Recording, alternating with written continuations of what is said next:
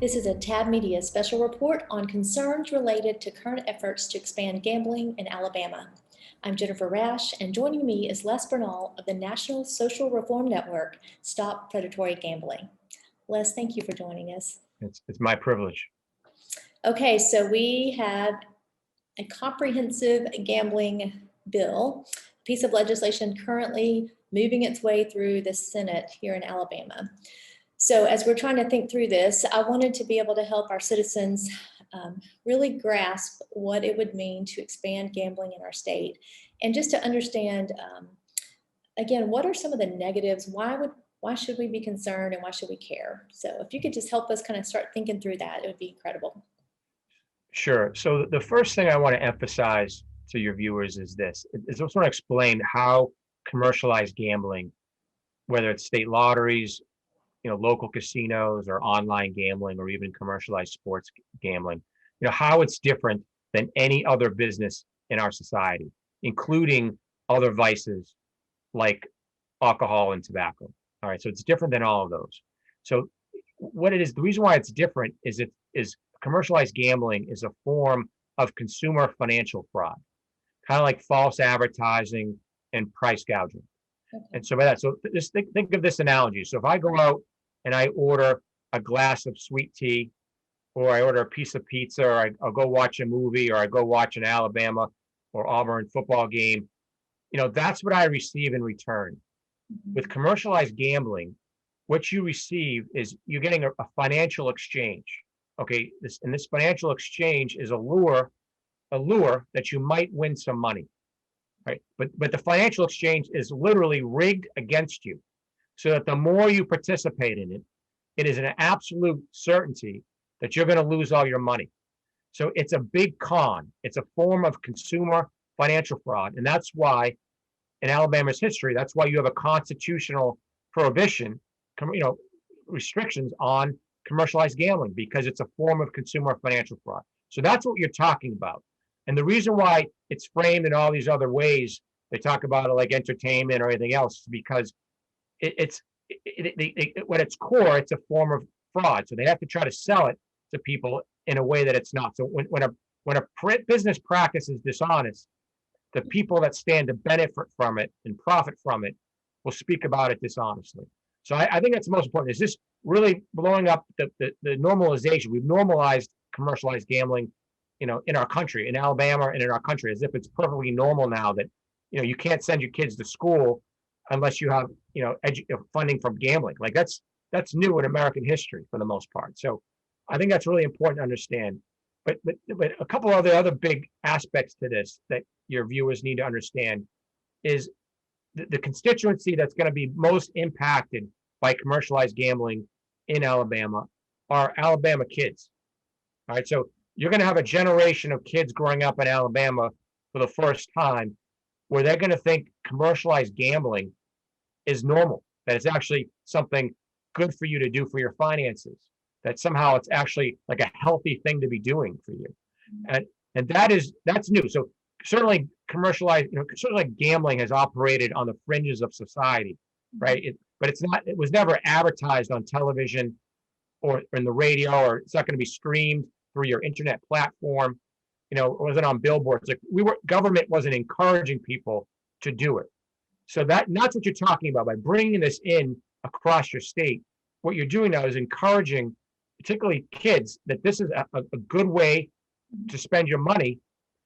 And obviously it's a horrible way to spend your money because you're guaranteed to lose it all. So, and that's why for people who want to gamble, the libertarian argument, think people should be able to do what they want to.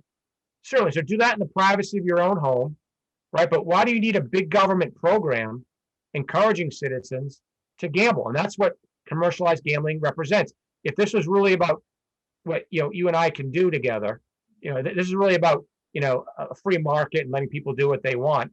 You and I can't go run our own casino. We can't run our own lottery. Like these guys have monopoly. So that's what makes it a big deal. Is the state's kids are going to bear the brunt of this, and it's going to profoundly affect both their financial future, but also their public health. But the supporters of the legislation indicate that it's going to bring money into the state, much needed money, because we do have some areas that are underfunded and need help. And I noticed in this bill, they're really focusing a lot on the rural areas this time. Do you think that the money will actually be there? And if so, what are the offsets of that, bringing that money in? Yeah. So again, just to remind, so this is a form of consumer financial fraud. So we're talking about as a revenue source. What you're talking about is, do we want to raise money for state government for services that everyone uses through a blatant act of consumer financial fraud? Yeah. And so if you, the money that comes in, 2/3 of the public doesn't gamble at all, right? So they're thinking, well, I'm not a big fan of commercialized gambling. And they'll say, Les, I agree with you that it's a form of fraud. But if people want to lose their money, why should I care? You should care, one, because your kids, as I said earlier, are going to be dramatically affected by this. They're going to be normalized. They're thinking gambling is going to be normalized for them, thinking that this is something good for their finances. But more importantly, you, the taxpayer, you, the non-gambler, someone who doesn't gamble at all, someone who won't use a slot machine, someone who won't, buy a lottery ticket, like, you pay even if you don't play. Because look at all the states, whether it's in Georgia that's surrounding you, Tennessee, New York, Illinois, California, Pennsylvania, New Jersey, Connecticut. I mean, the list goes on. All of these states that have embraced predatory gambling as a source of government revenue, every one of them is in a financial wreck. And that's because this is the ultimate budget gimmick. So all these states, they promise to lower your property taxes and all the, you end up paying higher taxes in the long term because of government sanctioned gambling. And what you receive is a lower standard of living. Because when all that money that's spent on gambling, there's no, it's like a sterile transfer of wealth. The economic impact of commercialized gambling is like going out into the street and throwing all your money into the street and then going out and paying somebody to pick it up. It's just a sterile transfer of wealth. So that's why, so it really is a drag on your economy. So aside from paying higher taxes, you're going to suffer a lower standard of living as a region because of it. And what do you mean by that, lower standard of living? Well, because all this money is going to be spent. So you're taking all this wealth out of the pockets of mostly low income and middle income families. Money that would be used to spend on other things in your economy. And instead of having any, getting a multiplier impact on that. Like if I go spend money at a local store or at a car dealership or at a local restaurant, that money has an economic impact because it is a multiplier impact on that. With commercialized gambling, it's just nothing more than a transfer of wealth. It's, as I said, it's a financial exchange. That's a form of consumer financial fraud. So it's just me, again, it's like throwing my money in the street and then I go pay somebody to pick it up. Like there's no impact for anybody in that. The people that run the games profit. That's the only people that benefit in this. And then all the people that lose their money, like they're going to need more social services. They're not going to be able to pay for healthcare, for housing, food, and all these things. And so we as a society, we want to help people get ahead. This is about putting a large portion of the population further behind. Well, what about other aspects that come with the gambling industry? There's always the crime level that's in there. What all happens in connection to that, and what does that mean for the state bringing in expansion? So if that's an important question, is what role what relationship is there between crime, whether it's working class folks crime or white collar crime, to casinos. So there's or any kind of commercialized gambling when it's sanctioned by the state. So commercialized gambling is loved by anyone in the who has criminal enterprises, whether you're doing human sex trafficking, whether you're dealing drugs, whether you are running an any kind of other illicit business, because it allows you to launder the profits, right? So one of the challenges that people have when they run criminal businesses is you get a lot of cash, right? So I have $100,000 in drug sales, right? Or I have $100,000 in in a suitcase from human sex trafficking. You just can't go buy a building with that without raising red flags from Alabama tax authorities or from the IRS. But what they do now, the reason why they love commercialized gambling is I can take that $100,000, or in most instances, it's much larger sums than that. We're talking about millions and millions of dollars. And I can develop a system where I wash that money, meaning I launder that money through money laundering practices, through casinos and state lotteries. So I go, if I spend less than $10,000 in a casino, I put $9,000 into a slot machine. I put all this money. I just press a button, right? And that button spits out a ticket that says, go to the cash out window and cash out now. Like I can say this is gambling winnings, right? So now I get to pay tax on my gambling winnings, right? But that money's dirty, right? I essentially clean that money. Otherwise, I can't pay taxes on dirty money in any other way, right? I can't. If I report my taxes on April 15th to the IRS and said I made $100,000, in human sex trafficking, like I can't report that on my taxes, right? So I can't then use that money to buy a home or put it in the stock market or other clean ways of investing. But gambling allows me to commercialized gambling allows me to wash that dirty money and put an imprimatur or put a stamp of approval saying, look, this is gambling winnings. And now I can just pay taxes on it like a normal citizen. And all of a sudden I have all this cash and I can put it into buildings and, other real wealth earning opportunities. And so it's a huge, so criminal enterprises, they prosper, especially human sex trafficking. They go hand in hand with the casino business. Wow. Well, is there a difference between state-sanctioned gambling and enterprises and then private ones? Would that make a difference? Yeah, there's a huge. So again, this kind of goes back to one of the original points we're trying to make today is commercialized gambling is when you run a gambling operation for profit, all right, where you run it as a business. So in Alabama right now, like if you and I went bowling together or we went golfing and we had a friendly wager on our golf game or on a bowling match, like no one's stepping in to stop that. Like that's not, it's a social aspect. It's social gambling. Maybe at $10 on something like that. You're not going to lose your mortgage payment. You're not going to lose your kid's college tuition or anything like that. We're not doing it every day. I'm not borrowing money to gamble. So there's a social aspect to gambling. And there's nothing, that's not illegal right now. What's illegal is when you run the gambling for profit. Okay, when you run a gambling house, when you run the business of gambling. And so that type of business, commercialized gambling business, is only legal if state government partners with you.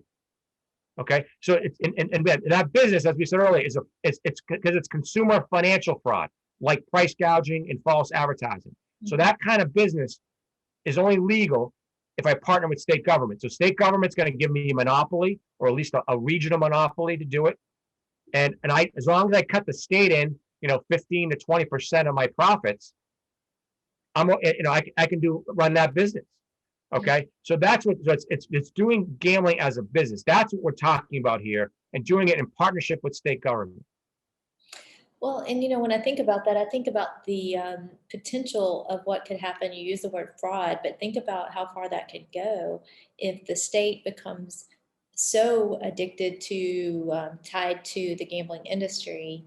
What does that look like going forward when the so-called gambling commission that would be in charge of making decisions decided, A, B, or C? The state's almost trapped at that point, it seems like. So not only is the state, if the state gets into, the state government of Alabama gets into the commercialized gambling business, the only way that gambling business prospers is if the citizens of Alabama become losers. Okay, so what you have now is, instead of state government working to the best interest of the public, that government program of commercialized gambling only prospers the more that citizens lose money. So they're actively working against the best interests of the citizens that they're meant to serve. So it becomes like it's incredible perverse relationship, right? Because the government in order to make more money, government has to get you to lose more money. Mhm. And that's why that your question relates to the story that really got me so passionate on this issue, 15, 16 years ago now. Like I had a normal career, I had a successful career track I was on, but I began to learn about the issue of commercialized gambling. When I worked as a chief of staff in the Massachusetts State Senate. But specifically, what happened was that the New York Times Magazine back in 2004 did a cover story on how slot machines work and this emergence of slot machines across the country. And as part of that story, the New York Times reporter went to the biggest maker of slot machines in the country. It's a company called IGT, which is headquartered in Las Vegas.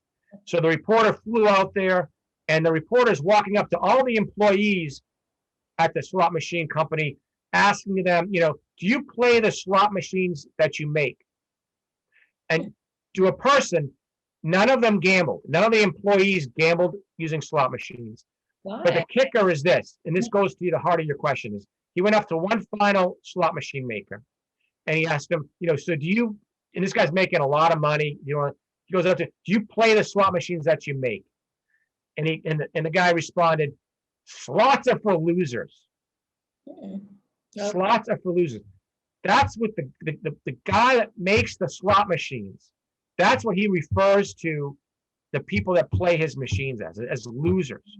And so these losers, this is a government program. Like losers these are citizens. Like if you're a legislator, these are your constituents. If you're a person who runs a faith organization, like these are the members of your congregation who are losers. These guys are trying to rip you off, and we're doing this consumer financial fraud as a form as a government program. Mhm. And so that's right. So it goes is an inherent massive hypocrisy and contradiction to the state being in this business, because this program only does well is if everybody loses. Well, that makes sense because, the house always wins, right? That's the saying. I think. Right. But and we use it as a cliche. People will say, "Oh, the house wins." We kind of laugh it off, but like the houses are government. Like you're losing to your guy. You're getting crushed by this. And as I said earlier, whether you gamble or not, you're going to pay. Your kids are going to pay. Your grandkids are going to pay. Your nieces and nephews, because they're going to grow up when commercialized gambling is normalized, as if this is something good for them to lose their money on, and it's going to hurt their health. But more importantly, you, the taxpayer, you're going to pay higher taxes and have a lower standard of living because of this. And I guess the last thing, and I haven't even touched on this yet, like aside from all those truths and those facts, like just as the kind of person, like we're supposed to love our neighbor like ourselves, right? Commercialized gambling, there isn't a public policy that contradicts that message of loving your neighbor like yourself than commercialized gambling, because success in the commercialized gambling business only comes at someone else's expense. Like someone else has to lose in order for those people to profit. So a very tiny amount of people to profit. Everyone else has to lose, and not just lose. Like you talk about losing, like life-changing financial losses in order for this to benefit. So what they do is that teaching, instead of saying love your neighbor like yourself, what government sanctioned gambling represents is it's love yourself more than your neighbor. And you mentioned something at the top about the communities that will spend most of their money there, and I believe you said lower income communities will be the ones that are. So we're having this big debate nationally in every state. They're calling it like a racial reckoning, right? Like a racial reckoning where we're looking at all these institutions in our society today that practice a form of systemic racism. Well, one of the biggest forms of systemic racism and institutionalized racism in our country today is government-sanctioned gambling. It's state lotteries and local casinos, because what they represent is, at their core basis, from a government perspective, is they represent a shift of the tax burden. So it's right now everyone kind of pays their fair share of taxes in Alabama. You bring in commercialized gambling, right now middle income and upper class folks who are disproportionately white folks, they're going to end up paying less taxes, in terms of the tax burden in the short term, if you bring this in, and that tax burden is going to be shifted to low income people. You're going to put more tax burden on low income people, a disproportionate amount of folks who are black and brown. So it's really an extension of Jim Crow laws coming into the 21st century. So we're shifting the tax.